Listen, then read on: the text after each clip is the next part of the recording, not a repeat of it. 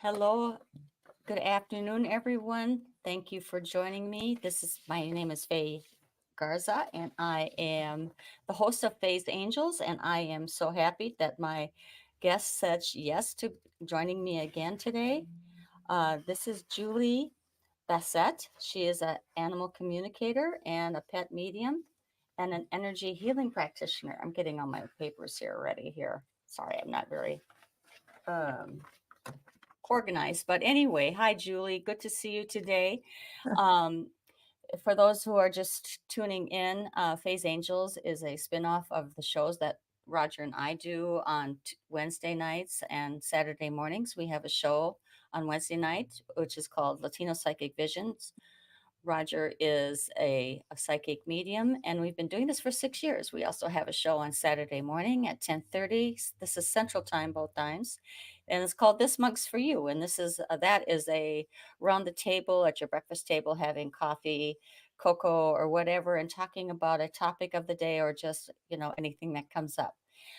Today, I have our special guest here, Julie, as I said, Julie Bassett, who is an animal communicator. She is a pet medium and an energy healing practitioner. Julie was on my show a couple weeks ago. It was a fantastic show, but since then, I felt like we had more to say and more questions to ask. And I since then, my own daughter asked you to help her with her own pet, and we'll talk about that a little later. But anyway, Julie has had a lot has had experience over the years. I'm going to brag a little bit about you too. You have you have had some because I don't think you'd brag about this. You've had some training with many experts. Lynn McKenzie of Animal Energy certification training. She was your instructor for both animal communications. Hello, people who are coming in. Thank you for joining us, Doreen and Mary Erickson. Thank you for sharing the show. Uh, and I'm talking about Julie here, who is our guest tonight. You have had training in the emotional, okay, training for both animal communication and energy healing using kinesiology and emotional freedom technique. Tapping, is that what that is? A lot Yeah, of stuff that I kind of understand. I've seen a video on that tapping thing for humans. There's a tapping energy healing for animals as well. absolutely. Of course.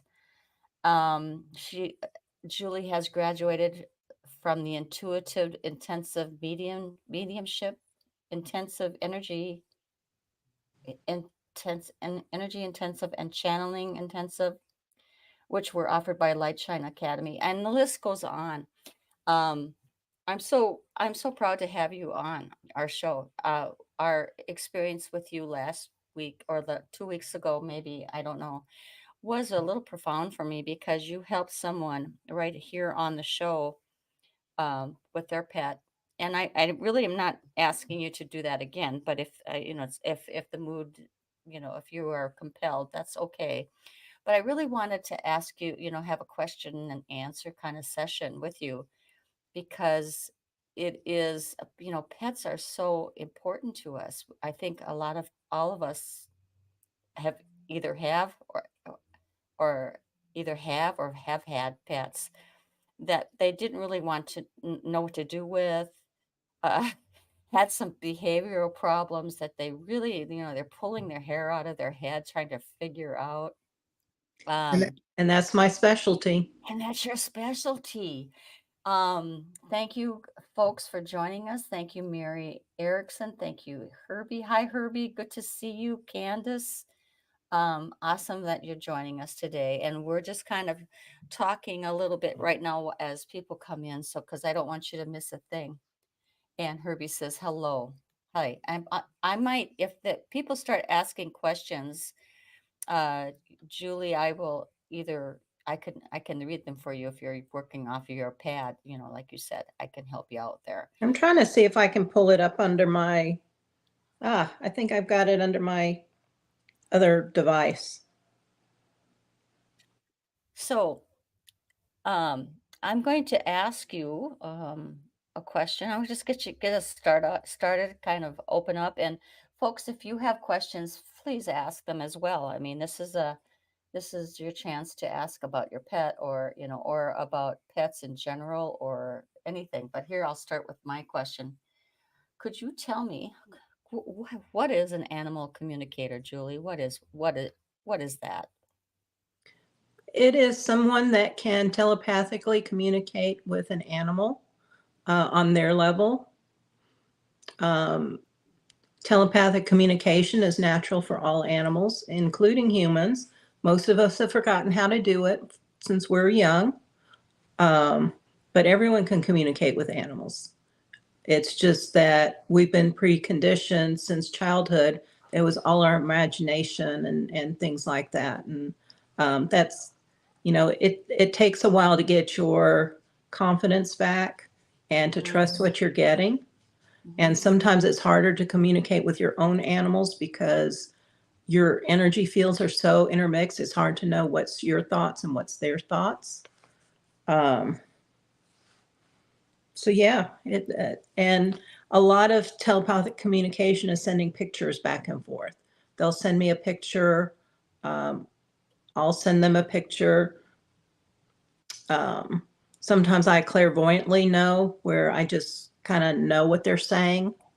Um, it just depends on the person's gifts and how they receive information. So were you doing this as a young person at a young age? Did did you develop it later in life? I mean, yes, you just said that children have this probably have this gift, but we tamp them down. But it seems to me that you just embraced it and continued it throughout your life. Am I right? Or am I Well, I assuming set it too much? off when I was a kid. My parents had a dog that I considered my sister because we kind of grew up together. I was an only child, and so she's my sister. Mm, Um, and I could always tell what she was feeling. Um, I kind of sensed her, I but think then yeah, I go ahead. shut it off. Oh, you did Uh, shut it. I and, mean, and then later, um, I was working for corporate America. Ended up having back surgery, and 2 weeks later, I had a pulmonary embolism where I nearly died. And so after that, I decided I didn't want to go back to corporate anymore. And that's when I took Lynn's class, and I took a couple other classes. But Lynn's class and animal communication was really what I was passionate about.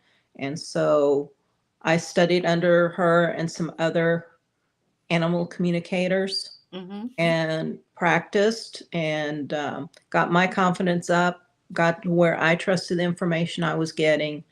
And here I am today. Right. Here you are today. I'm so happy you are here today.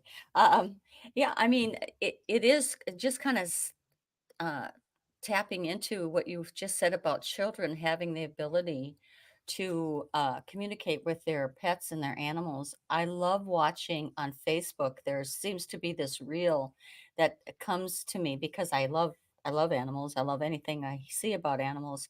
It's this little girl who is a jumper with her horse is a jumper, and she started jumping when she was like 7 effortlessly, and trained this beautiful horse uh, how to jump.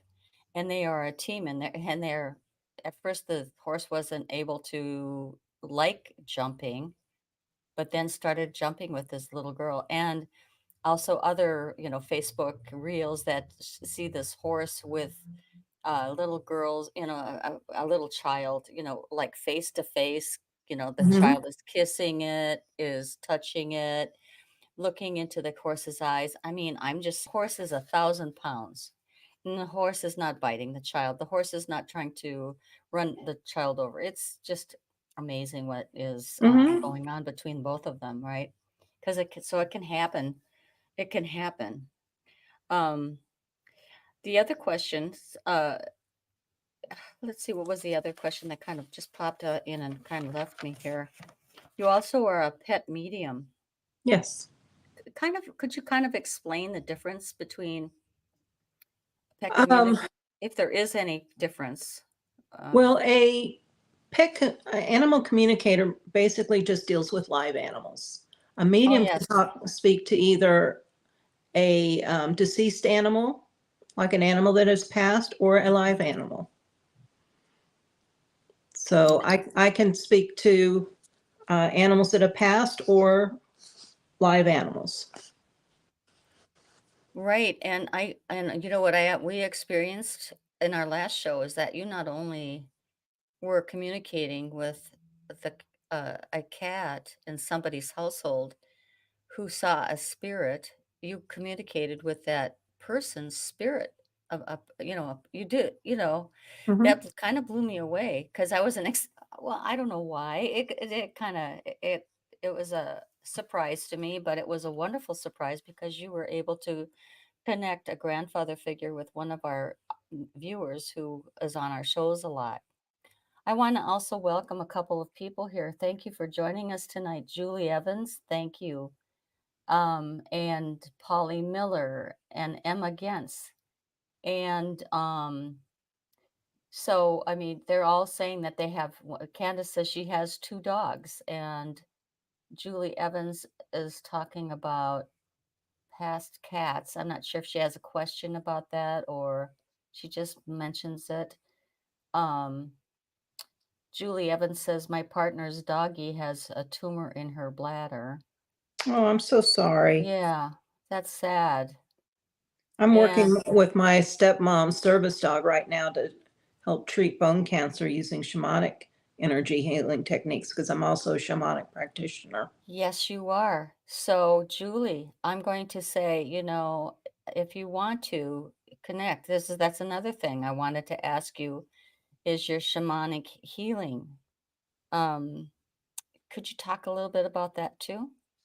Well, I studied what shamanic healing is based on Native American energy medicine. I studied under Alberto Villoldo, and he teaches the techniques out of South America, Peru, Chile, and the Andes.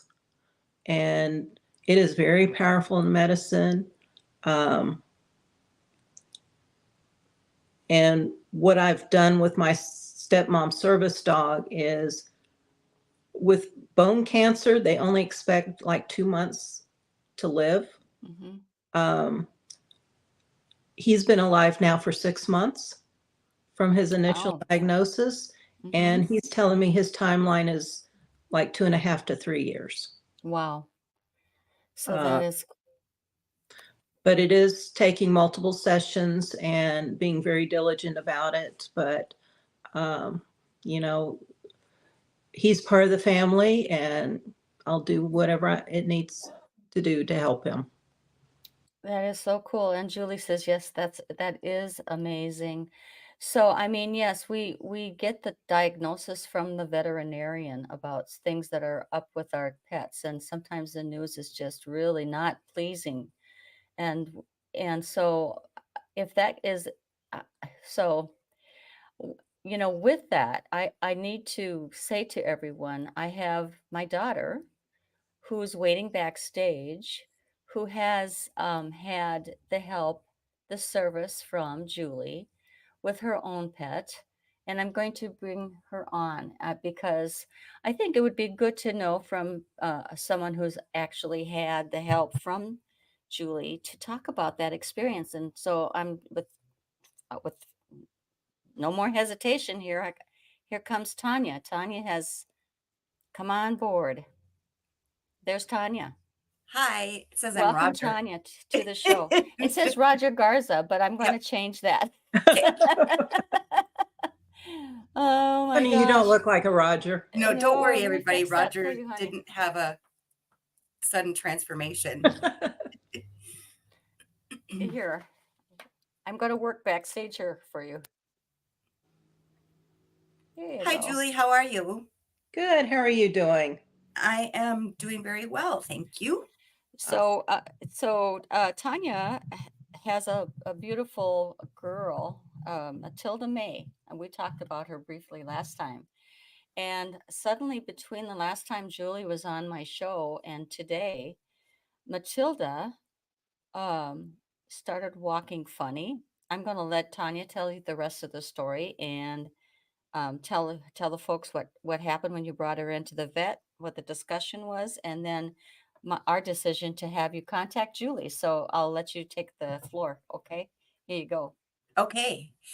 I have a 12-year-old and 12-year, 7-month-old German Shepherd Labrador mix named Matilda May. She is the big sister to a 2-year-old super mutt named Walter.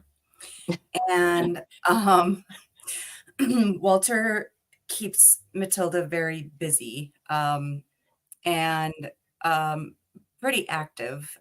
He actually was a great blessing when we adopted him 2 years ago because it seemed to bring some spark back into Maddie's life. And she regained her playfulness and would actually instigate play with Walter, which was a very new thing actually for us to see because that was not normal or typical with our previous dog who had passed before we adopted Walter. And so just a quick little background on the fact that although she's a little bit older, she has continued and actually gotten better about being active and playful and mobile. But suddenly on Thursday morning of last week, when I got up, I noticed that Matilda was favoring her her right hind leg, and actually to the point where she was just kind of wobbling. And sometimes instead of walking with her pads, the right paw would curl and she was walking on her knuckles and her hips were kind of flopping.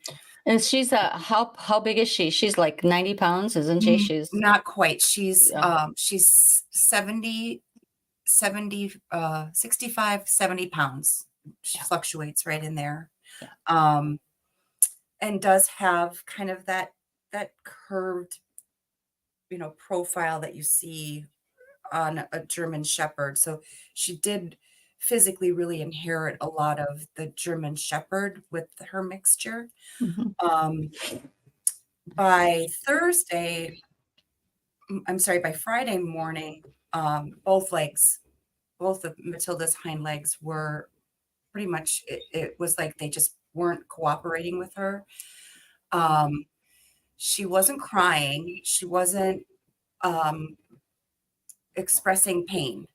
But she seemed confused to me, and frustrated. And obviously I was very concerned. So we were able to get her in to our vet, who did do an x-ray and found a compressed, what they think was a compressed disc between two of her vertebrae, and kind of gave us some scary prognoses that it could be a matter of hours rather than days that we would see a decrease in Matilda's mobility. And it was just shocking to us because she's had both of her hind knees replaced.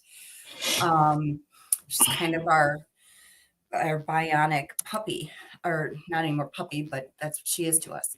And basically that, it would take about a $10,000 surgery, that it was definitely neurological. They really, they didn't sugarcoat anything, although they were kind, and we've been going to this vet for almost 20 years. But sent us home with prednisone and said, let us know how things go.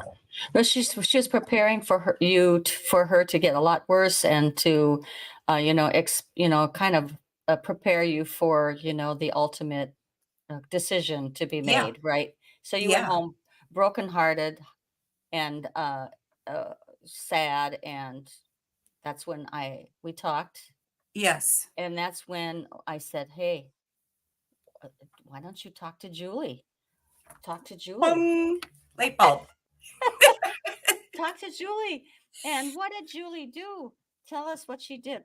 Um, it was absolutely mind-blowing. Within the first 5 minutes, one of the first things that Julie picked up on, actually, I think it was the first question she asked me after we did our initial greetings and tried to deal with some technical issues, was, and I'm not exactly sure how you asked me, Julie, but I believe it was something along the lines of, how often do you sing "You Are My Sunshine" to Matilda, or do you sing "You Are My Sunshine" to Matilda? At which point, I mean, we hadn't done anything yet, and I was crying, and I explained to Julie that actually was the song I sang to my now transitioned cat Emu. Yeah. And Julie immediately kind of paused and was reading, and she said, "Well, Emu just popped in." So because Maddie and Emu existed together, Maddie heard countless times as well. So it didn't surprise me that Maddie might throw in "You Are My Sunshine," because Well, that was how I would coax my cat to come out from hiding, it was by singing that song. And so Matilda heard it a lot. And can I also just, before you go any further, what struck me, you shared with me after Julie, you are so incredible, that before you even had the session, Julie communicated with Matilda telepathically, which is a really important, I feel, important component to this whole thing. Julie, you communicated with Matilda, and you've confirmed with her how she felt about this, I think, or her reaction was she wasn't ready to transition. Right.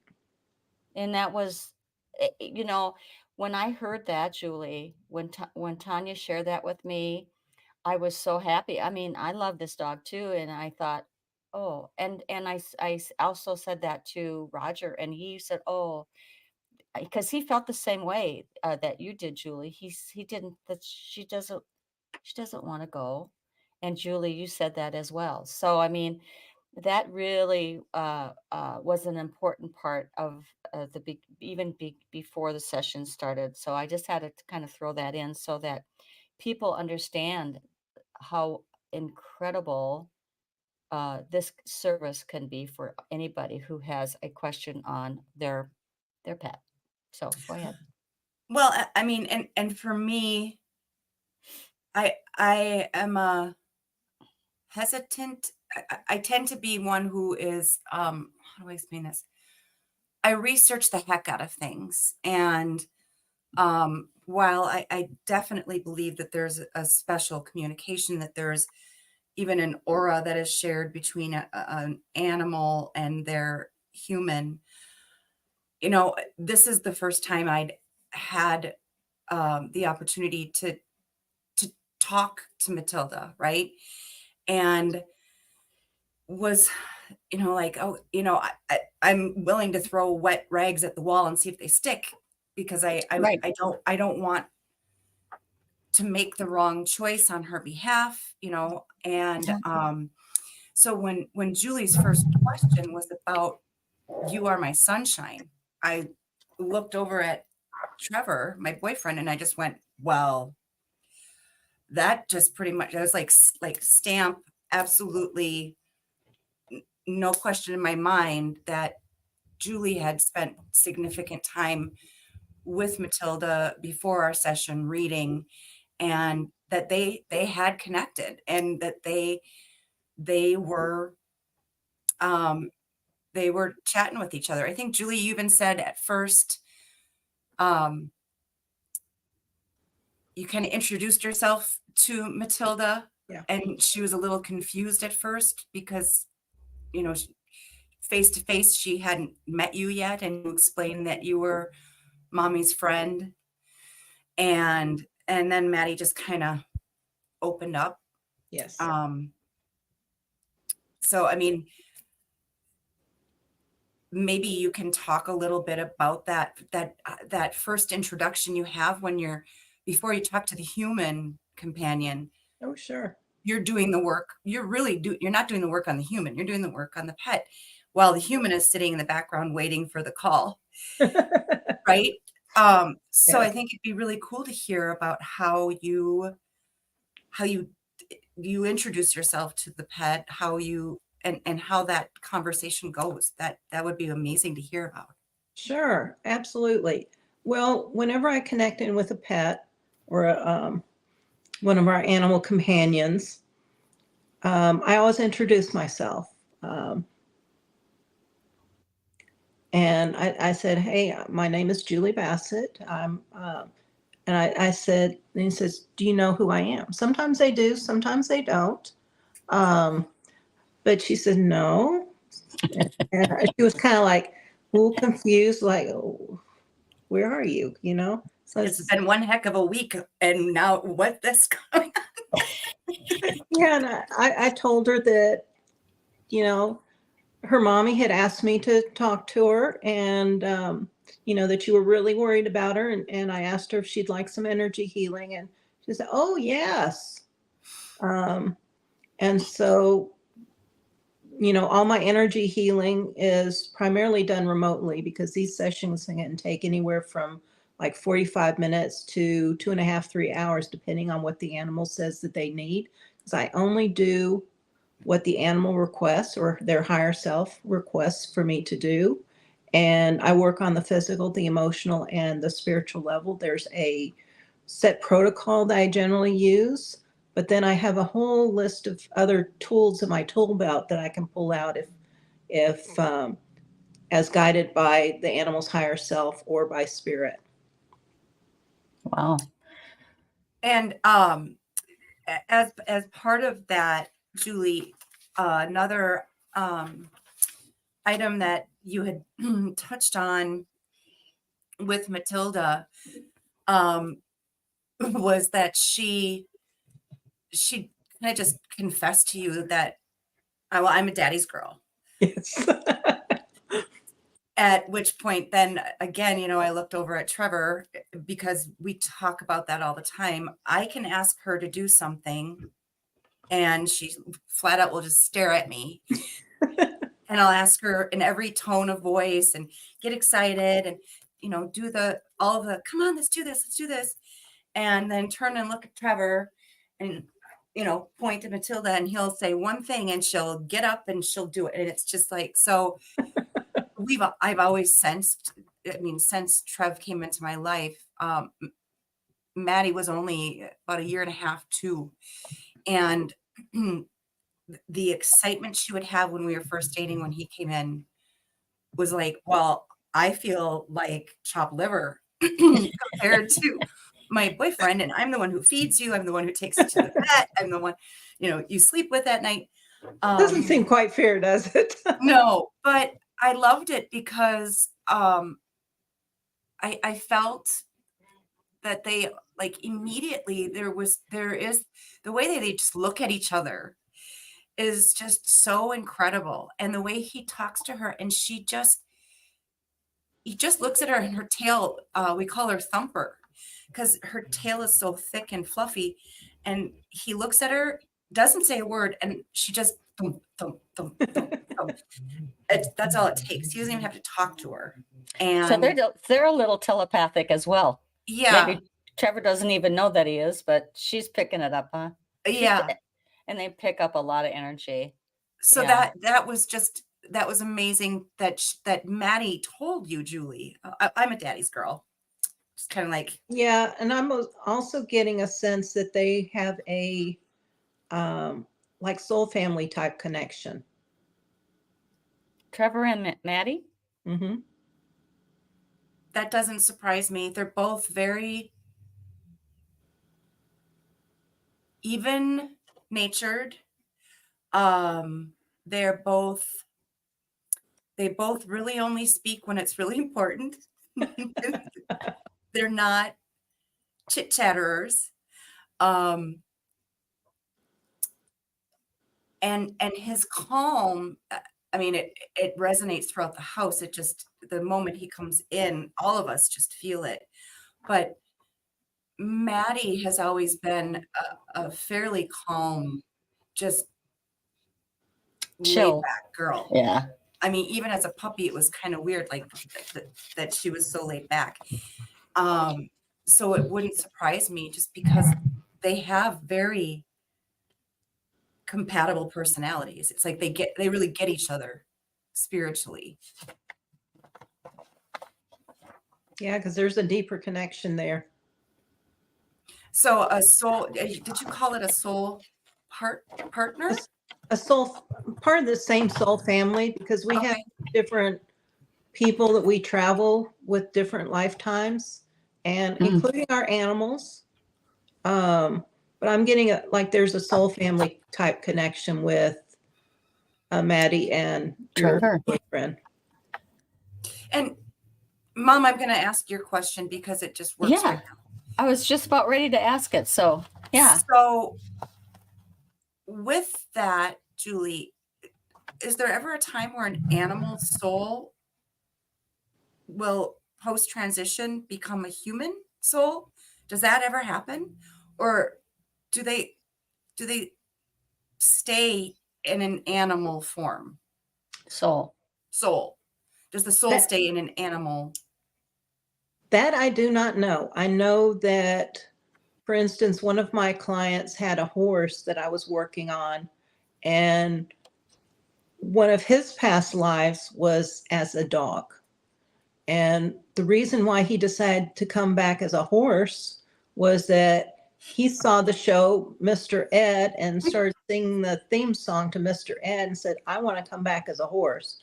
His friend, who was another dog, decided, nah, I'm not coming back as a horse, but came back as a dog, and they were friends. And so I was helping the horse deal with the loss of his pal, the dog, Okay. because they were together in that life too. Okay. So I know that they can go from a different animal species. So I imagine it's possible that they would come in as a human, but I don't know. Okay.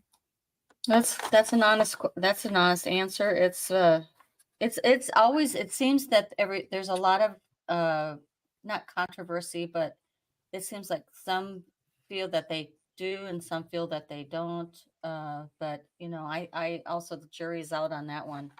Yeah. But so do you think that, do you feel, or has it been your experience that our pets love us? What is there Oh, a love? absolutely. Beyond a shadow of a doubt. Because I feel it from my cat. I feel Absolutely. she looks at me. She makes sure that I have eye contact with her. She wants me to notice that I am looking at her. She Yes. will tap me if I am distracted by what I'm seeing on the phone or I'm reading something. She will tap me and she'll Mm-hmm. go meow, meow, like, Yeah. hey, I mean, this cat is, uh, this cat is, Well, and you talk about we it. do serve our cats. Our cats are the royalty in our households. They are the what? Royalty. They are the royalty. They were worshipped in Egypt way back when as like gods, and they've never forgotten that. Well, and they shouldn't. Absolutely. So Emma Gatz is saying, are we allowed to ask questions? Please ask questions. We welcome questions. I would love for you to ask anything you want about your pet, or anything that to Julie as a pet communicator and a pet medium and a shamanic healer, please ask away. Uh, This is your show too. while questions are coming in, I wanted to just mention to Julie on the first show you had been on with Mom. I read your name backwards, or kind of tangled the letters in your last name, and I thought, if her last name is Bastet, this is really kismet, because Bastet was the goddess in Egypt, the cat goddess. And I have the tattoo of Bastet on my left shoulder. Although I still feel it was kismet that we met, because the spelling of your name could be changed around easily to be Bastet. But that was really cool to me when I saw your last name the first time. Oh, yeah. I mean, nothing is there's no coincidence anymore. Um, Julie, I'm going to ask this question while people think about what they want to ask. Have you ever experienced such a dangerous or seemingly dangerous or seemingly bad pet that was not you were not able to help, that there was just that pet just didn't want to change, or the the the household was not conducive for that pet to change? I mean, have you ever had experience where you've had to maybe consult with the people and say, hey, you maybe want to give this pet to somebody else, or maybe this pet is not fixable? Has that ever happened to you? Um, yes, to some extent. I have had because animals have free will just as humans do. Okay. And one cat was in an environment that it did not like. It did not like the other animals in the house, and it wanted to be rehomed. It wanted to be rehomed. It wanted to be rehomed. Mm-hmm. Then there was another instance where there was a dog that was aggressive, Mm-hmm. and it was due to some past life trauma. I Okay. think it, if I'm remembering correctly, it was in a previous life. It was in a dog fighting ring, and Okay. so it was trained to be aggressive. And so there was a way that they were approaching the dog that startled it, and it would try and bite. And I told them about not um, approaching it from that way, because it was showing me that no, this startles me. I don't know what's coming up behind me, and it's like I'm protecting myself. Mm-hmm. I'm doing it for self-preservation. Mm-hmm. And so I told the owners that, and then they had somebody come, and that person did what I told them not to do, and the dog bit him. Yeah. And the dog ended up having to be euthanized. Yes. That was just so sad, because Yes. the dog was doing so much better, but because they forgot, or it accidentally happened, I'm not sure, but Yeah. because of that, the dog had to be euthanized. Yeah. I'm going to add, I'm going to put up a question here. It says, Emma, thank you for asking the question, Emma. She says, I have one bunny that will not leave my side, follows me everywhere, has to be right by me all the time, and sleeps with me. Is that a bad thing? No, the bunny loves you. Um, I'm sensing that the bunny thinks you're its mother and wants to cuddle with you, wants attention. Um, so I enjoy think, snuggling with your bunny. bunnies are funny bunnies. I mean, I've never had one. I just know of a couple who had one, and I don't know what I don't know what their personalities are like. Can you generalize about their personalities, Julie, or are they all kind of does personality come into species of animals? Is there a personality that we should, is there kind of a general personality difference between a dog and a cat, or a bunny and a cat, or Every animal has its own unique personality. It doesn't matter the species, interspecies, whatever. They all have a unique personality. I've known some bunnies that were angry and would, thump its back leg. And it's because it was confined and it couldn't go running around the house like it wanted to, because it was being penned up so that the mama could clean. And it was angry that I want to go out. I want to roam. And, it other than that, it was sweet. Most animals are very loving, very sweet. They live in the present. They want us to live in the present. And most of the time they're our healers. So, with your bunny sleeping with you, she's probably healing some aspect of you, maybe cleaning out your energy field or something like that.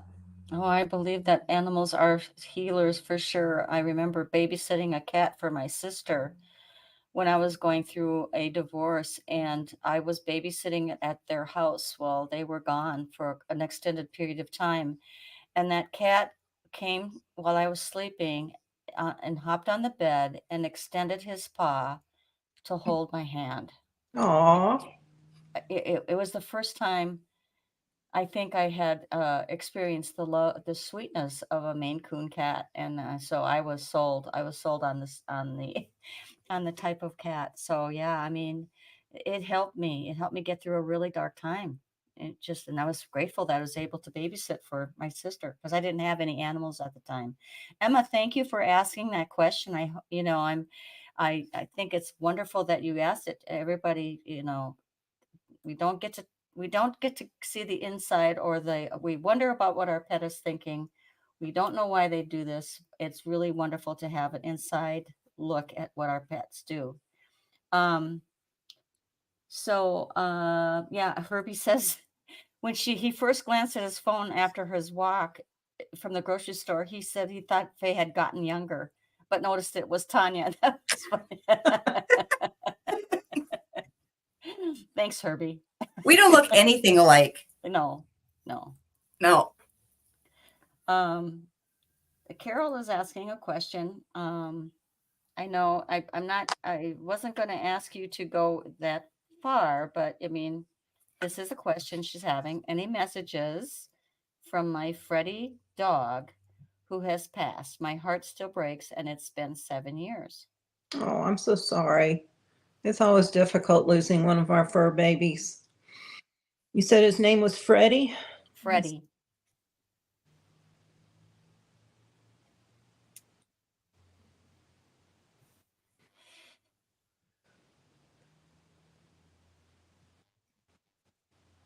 Yeah, I see him still around you.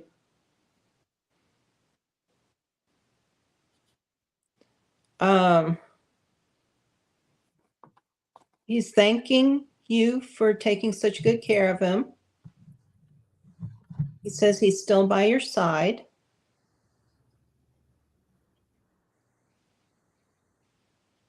And he's sending you blue butterflies. So anytime you see a blue butterfly, or either out in nature or in a photo, or the words blue butterfly, or on a bumper sticker, whatever, know that that's him. Thank you, Julie. Carol, thank you for asking your question.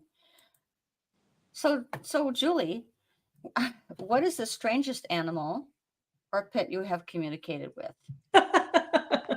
Oh gosh. You can list them if you wish. I think the one that was most intriguing to me was a bearded dragon. I was wondering when Mom you were said talking that. about this before the show. Wow. I wonder if she's talked to a bearded dragon, we said to each other. Can you share with us that experience? Well, I was called in to try and help find a lost bearded dragon. And he had quite a personality. He was very sarcastic. Um, Oh my gosh.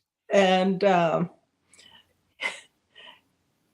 you know, his eye level is a lot lower than a human's eye level. Yeah. And so he was showing me things, and it's like, well, that blade of grass just looks like that other blade of grass. Can you be a little more specific? You're trying to help people find him, so he's just looking at a blade of grass. Okay, yeah. Yeah, I mean, all the shrubbery and stuff like that's the same. It's like, can you show me something different that would help them find you? It's like, well, this is all I see. Did he think he was in any danger, or was he just having a good time?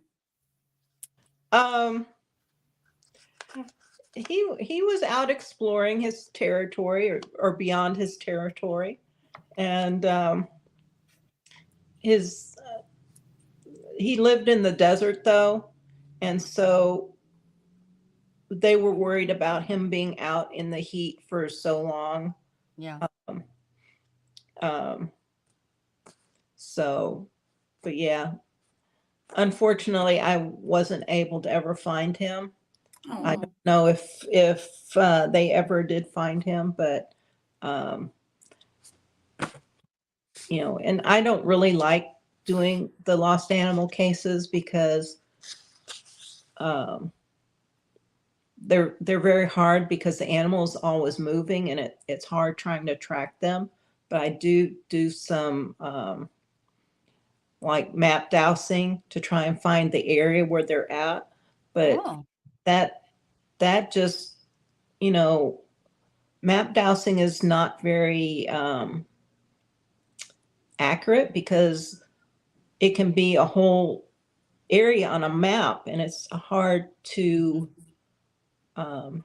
define exactly where it is. And by that time they go to that place, the animal's already moved. But there like are some pinging other, off of a cell tower, Julie. Like you've got a radius, right. you know. And so I have found some.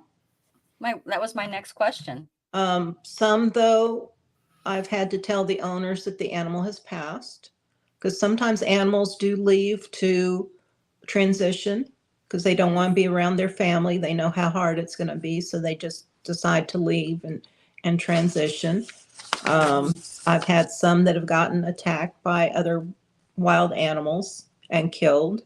And that's very hard for me because having to tell the pet parent that their animal has transitioned is very difficult. So I really don't like doing the lost animal cases, but I have, just because I hate seeing people without their fur babies. And, you know, if there's a way I can try and help, I will. But it's not one of my favorite parts of the job. Sure. Imagine. So Emma is asking for your contact information, and I'm going to just put this up here right now. I think we'll just do that little commercial of how to find Julie. So here is Julie's contact information, and I'll just post that for a little while, so that people can. What's the best one? Is there a best one to contact you, or are they all good? Well, my website hasn't been updated in a while. It's Okay. just strictly animal communication. My Facebook business page and my Instagram account have both my animal communication and my shamanic work or information on there. Okay. Both the website though and the Facebook business page, you can link to my calendar if you want to set up an appointment. I do offer 15-minute consultations in case you aren't sure what session you want to book, or just have like a question about how I do what I do. So I do offer a 15-minute free consultation, and we can discuss what kind of service would work best for you, whether it's just an animal communication or if healing might be involved. So I'm just going to leave that up for a little while so that people can write that down and have that in their. Do they keep books on these anymore? I have paper calendars and paper address books, so I'm really old school. So I keep them in my drawer. Anyway, I'm old school. It's the only way I can work. Tanya, did you have any other questions? I'm not. It's not that I'm out of questions, but did something pop up that we were talking before the show, and it seemed to me that you had something that I didn't have down. So, well, how is Matilda doing now? exactly. That's what I was going to volunteer first, was to the people who are, kind of wondering. The night, that was Sunday night. Oh, it's only been 48 hours since you had your session with Matilda. And actually, while you and I were on our the name of the Zoom? platform, the Zoom call, thank you. Yeah. I had the audio just playing through the speakers on my laptop. So Matilda could hear Julie's voice. And I also wanted Trevor to be able to hear what Julie had to say. And in the beginning of the session, Matilda was I was on my couch in the living room. She's laying on the other side of the room on one of her dog beds.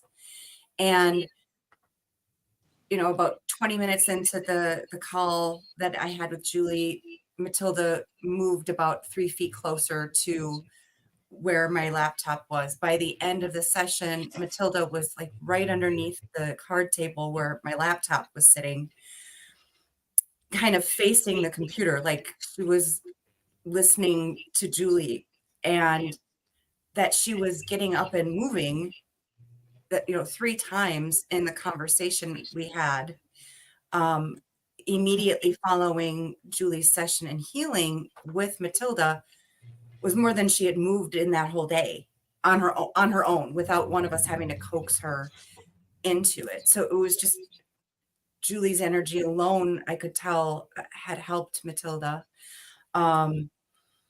Yesterday morning, both Trevor and I noticed that she seemed a little bit more perky. Her sass, a little bit more of her sass started to show through. She, like I said, she only really talks when she has something to say, but when she has something to say, she's very vocal and will really, with Dad especially, and just give him heck when she wants pets or she thinks it's time to eat, or that type of thing. And they talk to each other back and forth like that. We haven't had full-on chatter, but she has been nuzzling his hand. She tosses her nose under his hand and flicks it when she wants pets, and she's done that a few times in the last 2 nights. And this morning, when I brought her out, we've been taking a towel and wrapping it under her hip joints, not holding her, but just supporting her back legs to go down the 3 steps from our deck to the backyard for her to go potty.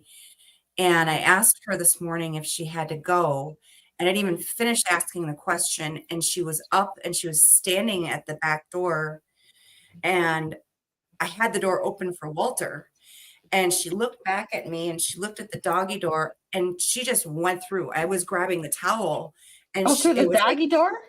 Yeah. She's like, I don't have time for this. So she went through the doggy door, went down the stairs, And then she wasn't walking on her hind legs. She kind of like bunny. She kind of was hopping, which felt like an improvement. You know, Right. like she understood that, and she supported herself throughout the whole time. She actually wandered around the yard a little bit, whereas the Good. last few nights, it was go out, stumble, heartbreak for Daddy and I, because she'd fall and we'd have to go correct her legs so she could stand properly. And this morning, of course, I panicked when she did that. Tried not to, Julie let her know I was panicking, but it was surprising to me. And I myself had to go potty. So I quickly went to use the human bathroom, came back because I figured she was going to need help getting up the steps at least. And she was in on her dog bed. So Of she not course. only went out the dog door and down the stairs without my assistance, she then kind of patted around the yard for a little bit and then came up those 4 steps on her own through the doggy door and laid on the dog bed closest to the kitchen so she could watch me preparing breakfast. So, Awesome. Big um, improvement. a Long big story improvement. short, big improvement. Big Thank you, improvement. Julie. So Um, Julie, really what you gave us was, through the reading, our our veterinarian was telling us this was neurological, is probably Wobbler's disease, basically preparing us to make that very difficult decision of when to euthanize. And you came in and you spent your time with Matilda, and what came back to you was, no, this doesn't look neurological. This looks like hips, like, maybe hip dysplasia, which is still heartbreaking, but at the same time, neurological is a whole different mhm. beast than some hip issues that we can help Maddie with, and that she's not. You also confirmed she's not in pain. It went from like a 3 in the beginning of your session down to about a 1.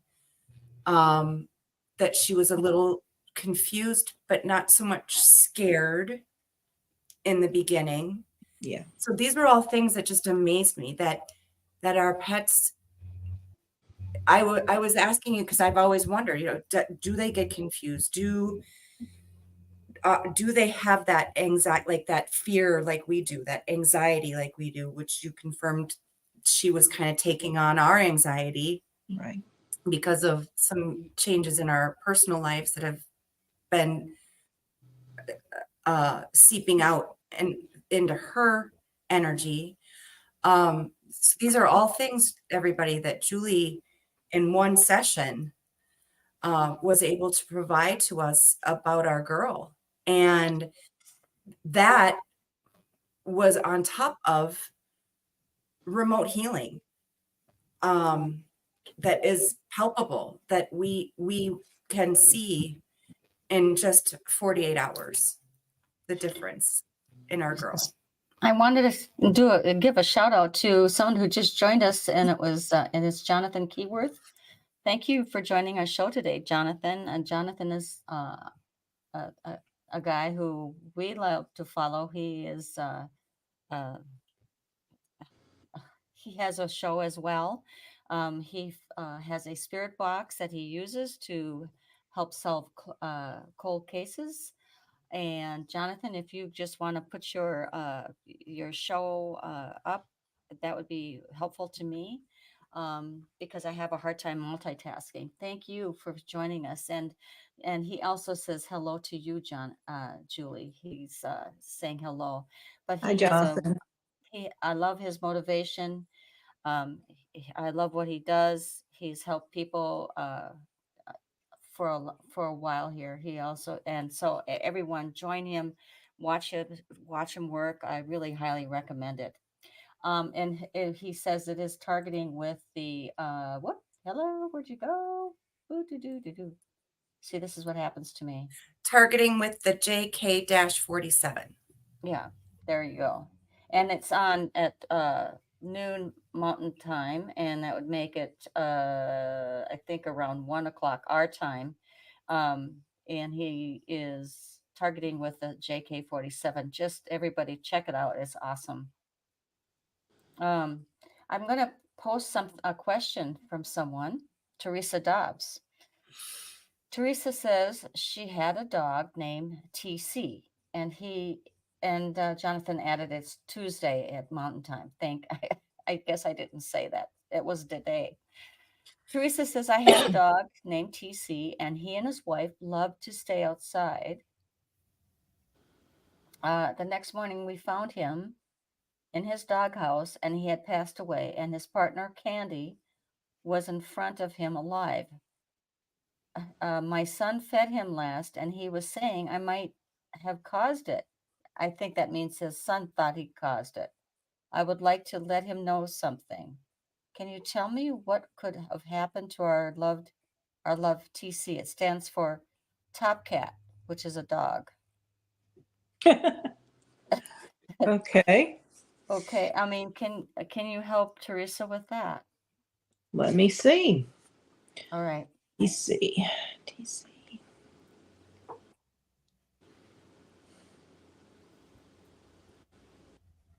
Yeah, just give me a second.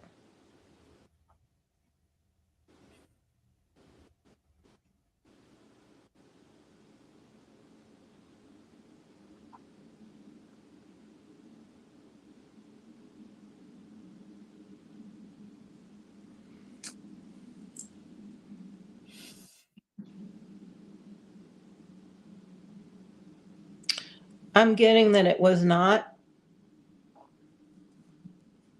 the person that fed him's fault. Um,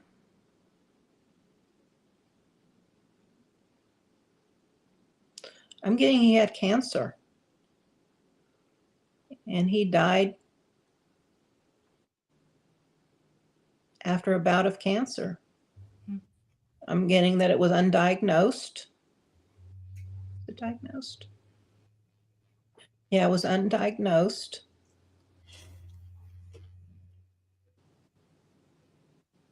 And I'm getting that he really didn't exhibit any symptoms of it. It came on fairly quickly. And it was kind of an aggressive cancer.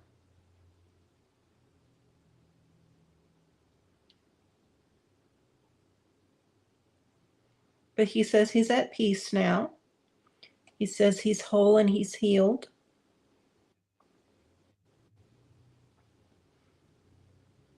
And he's sorry to have left him that way, but it was his time.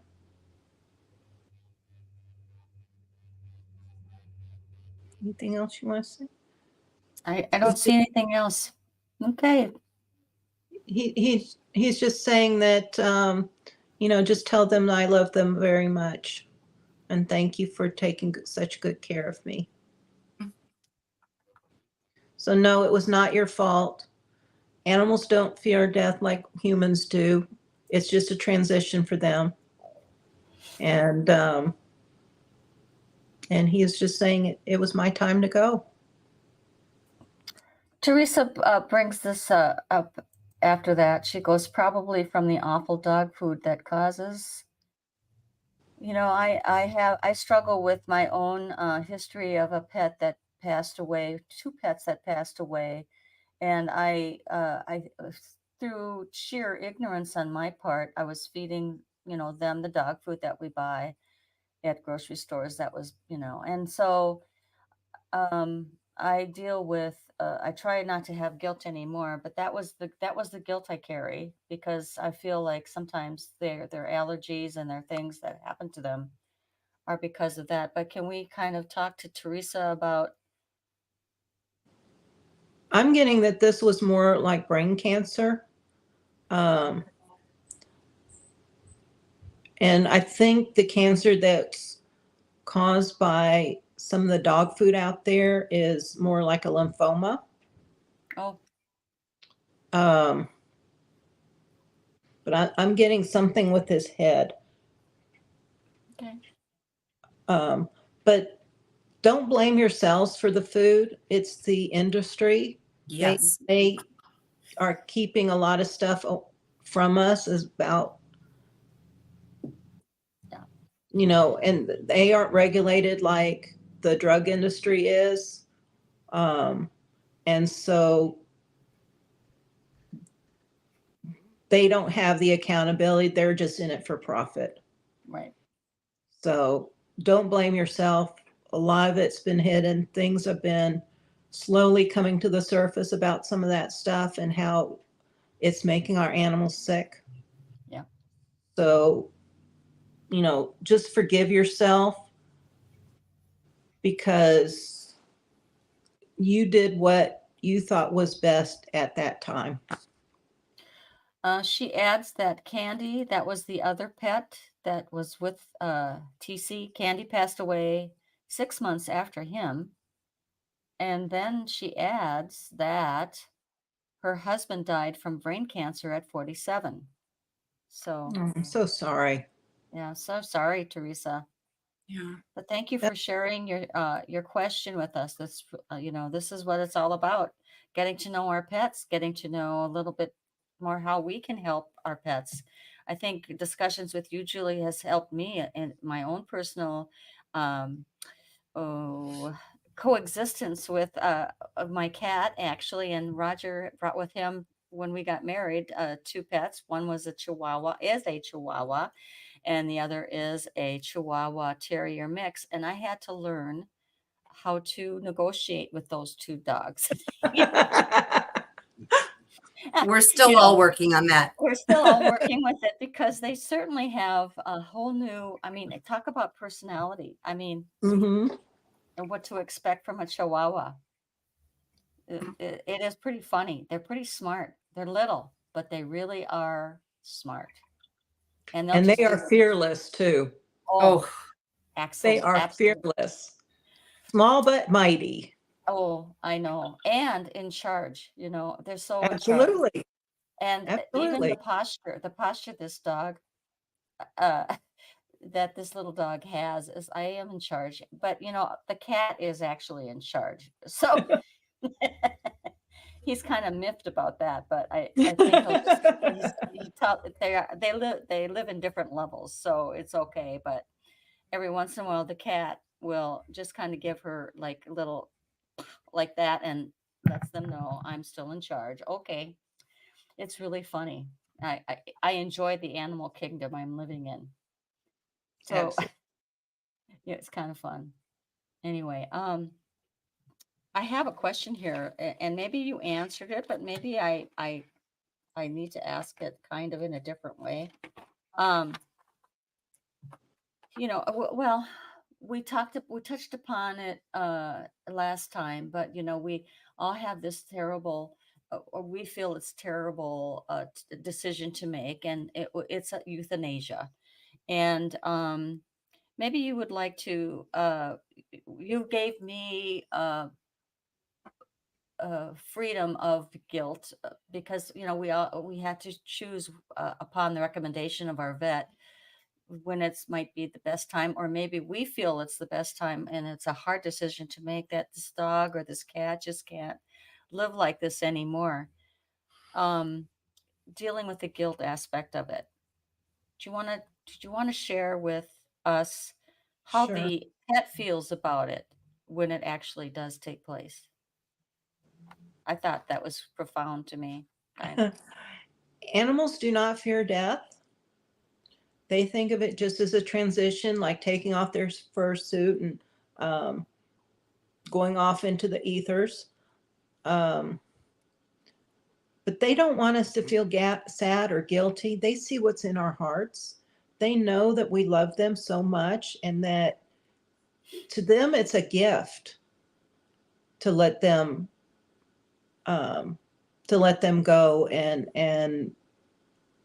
especially if they're suffering and things like that. They consider it a gift. Now, whether it's too early or too soon, um, they don't.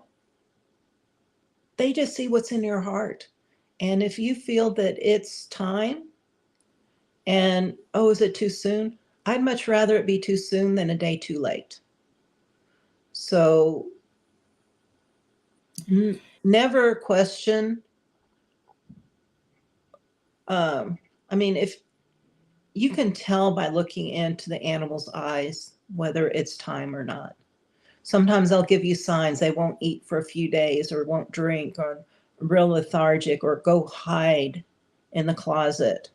Yeah. Um, That was the other thing that was really a, a confirmation of me having to do that with one of my pets. It was about, you said that the soul actually uh, may leave the dog or cat prior to for their body to even be gone. I mean, I yeah, witnessed that with my own cat.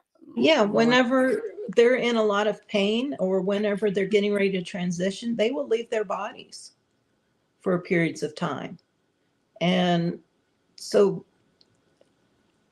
they've already left in a lot of instances. It's just their body hasn't cooperated to, you know, tell the heart to stop beating. hmm I mean, both Tanya and I witnessed that in each of our pets. The day Passed of within Mm-hmm. 2 months of each other.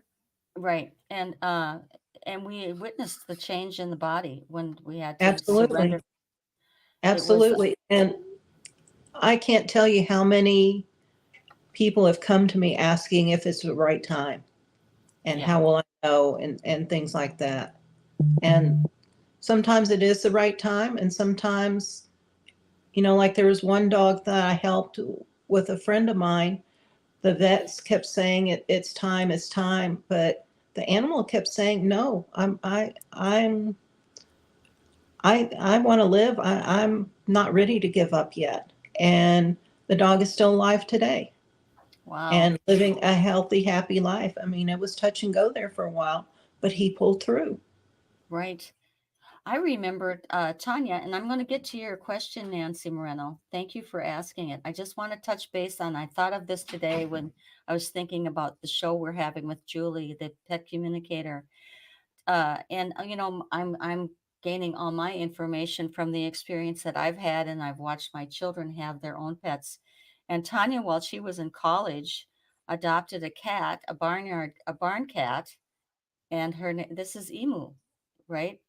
And Yep. she told me about Emu, and she came to Tanya while Tanya was a struggling as college student. And I thought, oh my God, she's going to have a cat. I think This is already my had second another. cat. I I already think, had one. well, she was trying to survive and feed herself. She's bringing two animals in her life. And this cat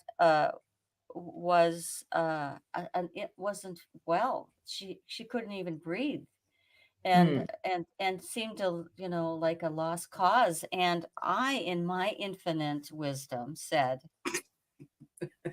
honey, I don't know why you're the best thing for that poor kitty to do is just if maybe you need to euthanize her. And she goes, Mom.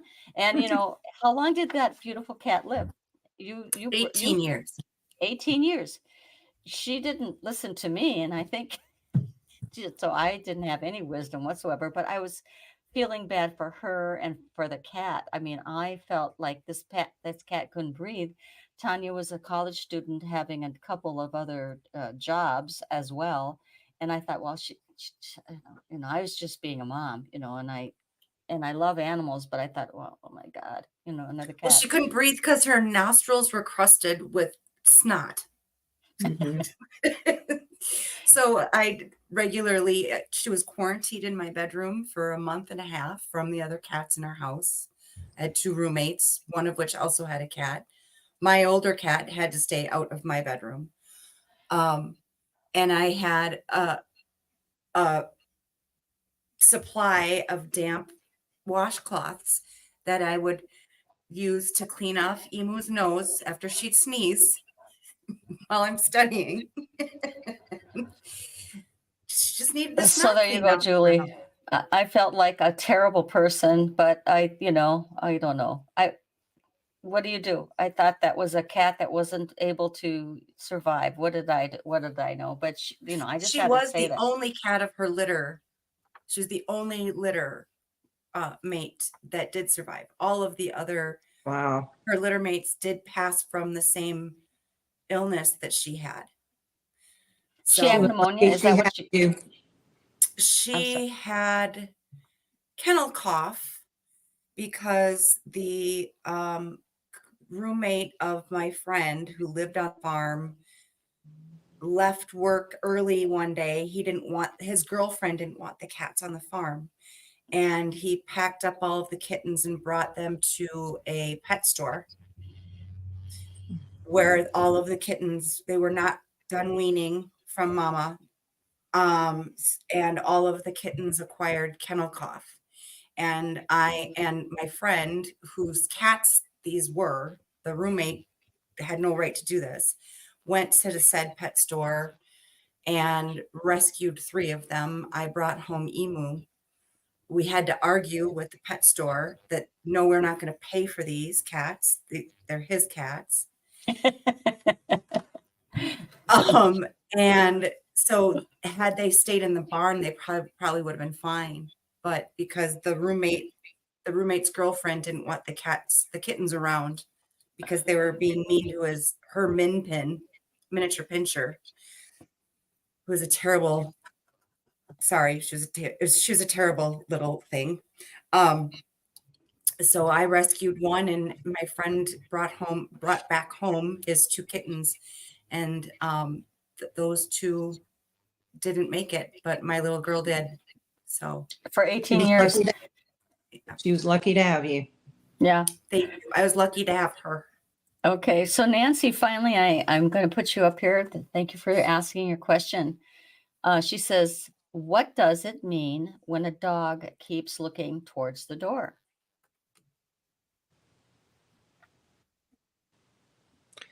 Well, it depends. Is somebody getting ready to come home? It could be that they see a spirit there. They hear a noise outside. Those are just a few possibilities. But I mean, it could be anything. They maybe see something out of the corner of their eye and it gets their attention and start staring at the door. Without having more information, I really can't give you more than that. Mm-hmm. So I'm curious about this. Have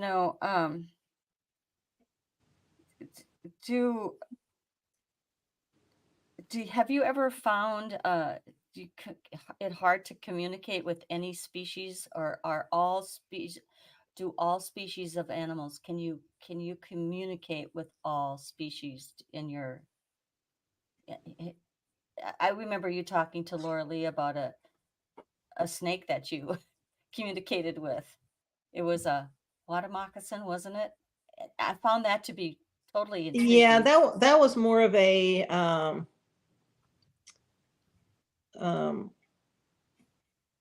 message for me, because it was on my welcome mat when I came home from running some errands at my apartment complex. And if I had been inside and opened the door, it would have ended up in my apartment. There was a water moccasin on your welcome mat? On my welcome mat. And it was huge. It was taller than I was, or longer than I've got pictures to prove it too. But so what did that water moccasin tell you? it was just telling me that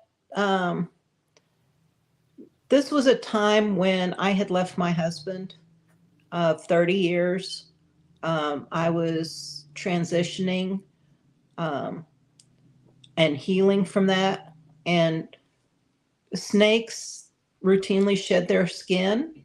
And it's like I was shedding different layers of my healing. And also it's a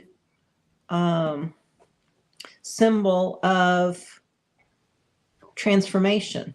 Mm-hmm. And I was transforming to become an animal communicator. I was getting ready to move and making these big transitions in my life. Hmm. And so that's what he was basically telling me, is that you are on the right track, and, keep moving forward. Wow. Did you have any fear? Oh, mean, sure I did. So did it just kind of tell you that and then slither away, or what happened? How did you get? No, it wasn't moving, Mm, and I wasn't about to go pick it up either. no. Um, but I ended up getting the apartment complex to come and remove it. There was like a pond in the middle of Mhm. our complex, Okay. and there the complex had a lot of kids in it, and they didn't want the kids to come home and have this snake around, so they ended up killing it. Oh, well, okay. I But mean, my least favorite, I have to say to you, and I will, as a snake. I I'm don't not know. real fond of them either, but Mhm. if they leave me alone, I'll leave them alone. That's kind of how I feel. I But feel I the felt same way. bad for the snake because Hmm. it wasn't attacking, it wasn't doing anything like that. It was just sitting there, and it wouldn't let me into my apartment. It wanted to live there. It wanted to live in your apartment, probably. Oh I no, know it's my funny that cat it wouldn't like visited you. that. Kind of amazing that it decided to sit outside your door, but you were telling, you were seeing that it was a transitional. It was It confirming was that. yeah, it was a sign for me Well, that is very from the true. The snake universe. in animal medicine, isn't it, Julie? That the Mhm. snake is a transformation. Absolutely. Yeah. And it's So, also, it's on the doctor symbol. It's a symbol for healing. Yeah. yes, And I was doing a lot of healing right then really, during that time. yeah, that is fascinating to me. So, I really want to thank you for being on our show tonight. Thank you for joining us. Thank you for Tanya for coming on and sharing with us your experience with Julie. I hope that people will. I'm going to just put up her little this banner that shows you how to connect with Julie. Um, I am glad that we have our own little on big session that Tanya has come in to tell her about her session with Julie and with Maddie. Acting Maddie, that she had to make the big decision of maybe euthanizing her. However, Julie saw or had communicated with Maddie. Maddie said, "I'm not ready to uh, transcend or transmit or Transition. transition." Thank you. I knew it was a trans. And that she seems to be doing well, and that's so beautiful for us to know. And please consider what you know looking into getting some help from Julie if you're having any trouble with behavior from your pet or anything. Maybe there's something that Julie might be able to help you with. And so, anyway, I also want to invite everyone to join my husband and I tomorrow night on our show. We have Latino Psychic Visions on the same page of the Facebook page of Latino Psychic Visions, or YouTube Roger Garza Senior Psychic. Please join us. We are happy to have you join us. And also on Saturdays at 10:30 Central Time. These are both Central Time. Latino Psychic Visions tomorrow, and Saturday, This Mug's for You. Thank you both for joining us tonight. It has been a wonderful session, and I will hope to see you more. And anyway, I might have to. Thank you for I might having have me. to. Oh yeah, And thank absolutely. you so much, Julie. Thank you, Mom, for inviting me, because I really wanted to advocate Julie's services and the messages, and how healing it has been, not just for Matilda, but for her humans. as Mhm. well. I wanted to make sure that, people understand that this can be life changing, especially when your pets are like many people in the world, their kids, their family. So, Mhm. um, it was a very scary 48 hours before we met with Julie, and she spoke to Matilda, but um, definitely reach out to Julie. She has made a great impact, a positive impact in my life and our dog's life. So Thank you. thank you, Julie. I'm so grateful that she's doing so much better. I'm so glad I was able to be of service and to help. As are we. So, folks, um, I'm going to have to say goodbye. Bye to you, Julie. Bye to you, Tanya. We'll see you here in the Bye. other room, but you'll come back. I Come back and visit us again, Julie. Sounds Sometime. good. Okay. So anyway, good night, everyone. I hope you enjoyed it. And Polly, I'm just going to throw this one up just before we leave. I don't know. Hold on, if I can do it. Oh, Polly says, I am concerned about how much I am affected by animals I am in contact with. I work with chickens and around cows. I don't have rights of care. My empathy gets me in trouble for how do you deal with it. So I'm imagining these are animals that are being used to be of a food source. I'm not sure. Am I right? I don't know. All animals come to us with a purpose. Some know that they are going to be used as food for humans, and they accept their fate. The thing that gets me, though, is when they're treated inhumanely. They didn't agree to come back to that, Right. but they did agree to come back, and it's all part of the food chain. And so they live their lives. They know that they're going to be um, used for food, and that's, like I said, they don't fear death. That is really good. I'm really glad, Polly, you asked that question. My dad was a farmer and he had beef cattle. And so there you go. Thank you for that, Julie. And Mhm. Polly, thank you for asking the question. So I really am going to have to go now. Thank you. Love you all. Join me again next Tuesday as well. We'll have a good time again. Good Good night. night, Good everybody. night, everybody. Good night.